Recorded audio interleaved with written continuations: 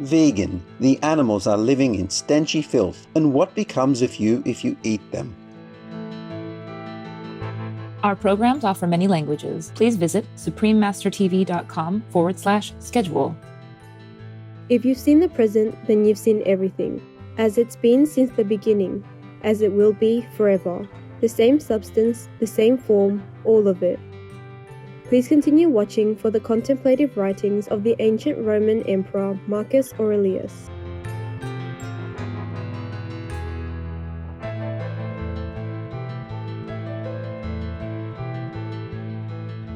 Ciao cari spettatori. That means hello dear viewers in Italian, one of the spoken languages on this picturesque Sicily island.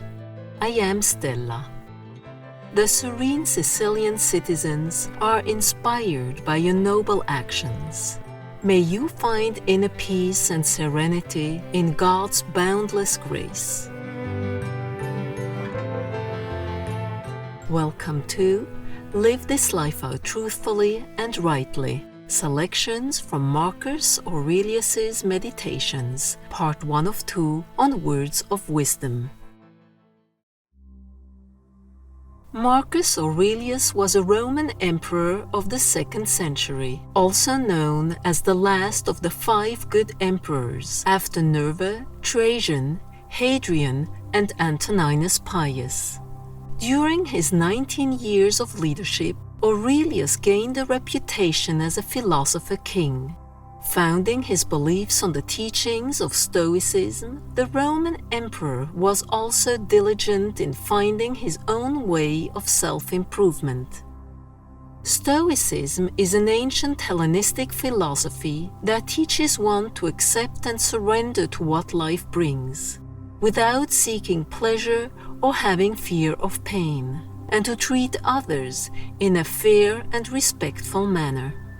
Marcus Aurelius wrote personal notes and ideas on Stoic philosophy and spirituality as a source of guidance for himself. These notes, originally written in ancient Greek, formed a collection called Meditations. This book has been revered by many other philosophers over the centuries and is praised as a real testament to a government of duty and service. Let us now continue with the excerpt from Marcus Aurelius's Meditations in Book 6. Meditations, Book 6. I am composed of a body and a soul. Things that happen to the body are meaningless. It cannot discriminate among them. Nothing has meaning to my mind except its own actions, which are within its own control. And it's only the immediate ones that matter. Its past and future actions too are meaningless. It's normal to feel pain in your hands and feet if you're using your feet as feet and your hands as hands. And for a human being to feel stress is normal if he's living a normal human life. And if it's normal, how can it be bad? Have you noticed how professionals will meet the man on the street halfway, but without compromising the logos or the word of God of their trade?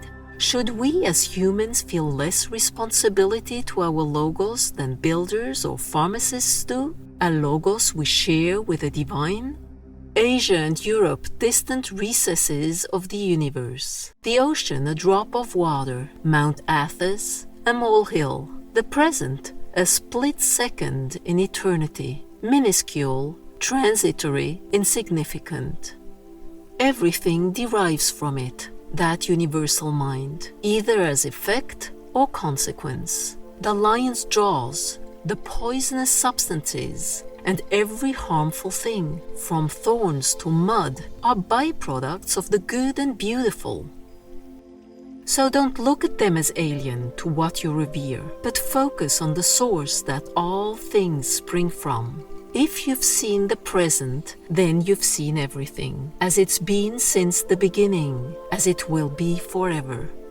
The same substance, the same form, all of it. Keep reminding yourself of the way things are connected, of their relatedness. All things are implicated in one another and in sympathy with each other. This event is the consequence of some other one. Things push and pull on each other and breathe together and are one. The things ordained for you, teach yourself to be at one with those, and the people who share them with you, treat them with love, with real love. Implements, tools, equipment.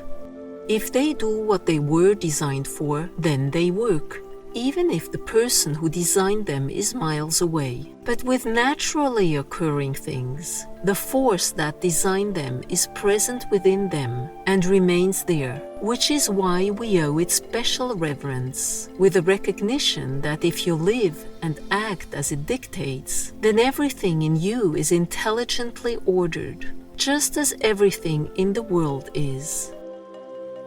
You take things you don't control and define them as good or bad.